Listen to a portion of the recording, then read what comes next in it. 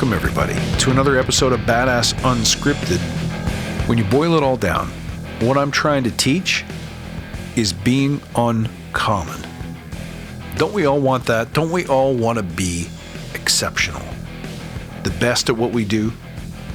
There's almost a little romance about the idea of being so dedicated, above average, not just natural talent, but I'm talking about commitment and will and strength, excellence, effectiveness. We all want to be great. But when you encourage and promote people to be great, to become more, sometimes a little problem pops up. And I'm guilty of this in the past, to be sure. Hey, you know what? I still do it now. If you get me into something new, I want to go straight to hero. I want to be right up there by the finish line.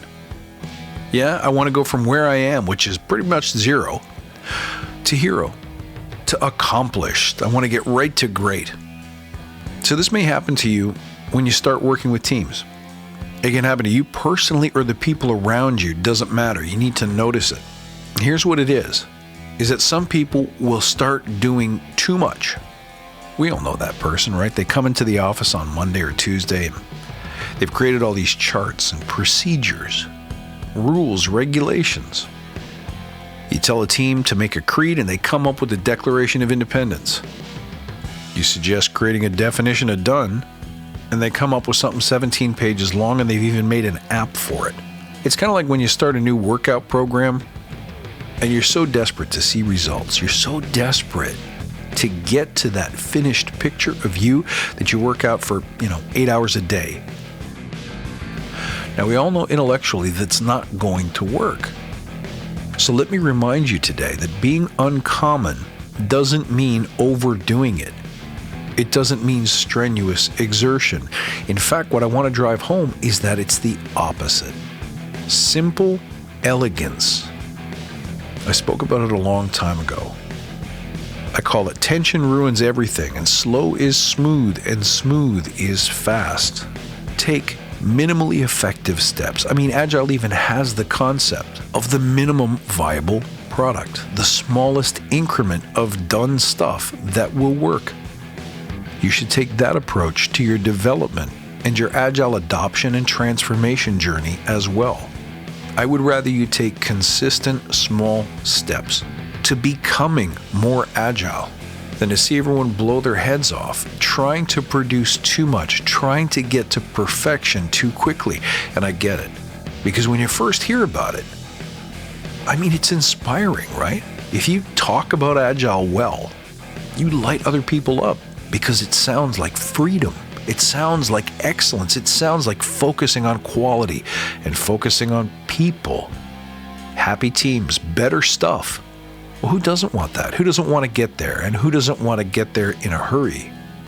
But here's where I want you to fall back to what I always call grandma's wisdom. Slow and steady wins the race. Easy does it. Remember today that mastery is a path. It's a journey. It's not a place you can jump to. Improvements accrue slowly over time. And we have to remember that today. Look, let's get frank for a second. When you're in the team room and there's someone who's showing up and in your head you're looking at them going, they're trying too hard. Like, who are they trying to impress? That's where you tend to see an over-eagerness to get to the finish line now. But the reason why it's so important to culture this in people at the team level is because eventually what we want to communicate to product owners, to management, to executive, to decision makers, to champions, is that this doesn't radically change overnight. This is a progression toward excellence. See, because when Agile fails, what do we always say? We always say that the executive layer wasn't ready, was expecting results too soon, was looking for perfection out of the gate, their expectations were too high, and they were unsupportive of the mechanics of agility that you have to respect and observe for it to work well. So the reason I want you to contemplate that overdoing it is not how you get to uncommon is because the sooner we start advertising that stance, the easier it will be to manage expectations in the future. And if anyone pushes back on that concept and says, well, if we're not going to see benefits at some point, why bother? Why do this? Stakeholders have a right to see improvements, don't they? Yeah, of course they do. And remember, I always say Agile success depends on starting small fires that other people are going to want to come to get warm. If you do small things well and you do it consistently, if you're showing up weekly with tiny gains and tiny accomplishments, and you make those gains visible, people will notice. You won't have to worry about disappointing people because your promises are not what you market.